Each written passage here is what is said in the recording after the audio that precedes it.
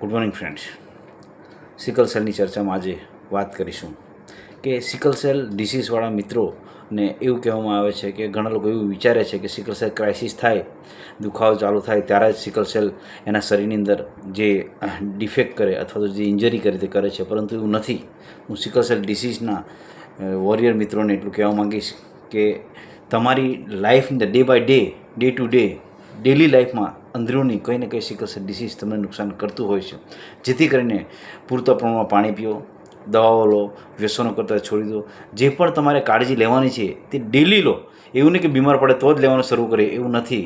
તમારે જો તમારે સારી જિંદગી જીવી હશે, સારું લાઈફ સ્પાન કરવું પડશે તો તમારે ડે બાય ડે તમારે પોતાની જાતને ઇમ્પ્રૂવ કરવું પડશે, પોતાને હાઇડ્રેટ રાખવા પડશે, મેડિસિન સારી લેવી પડશે, કાળજી લેવી પડશે. ફક્ત બીમાર પડો ત્યારે જ કાળજી લો અને પાછા થાય એવા થઈ જાવ, એવું નહીં ચાલે.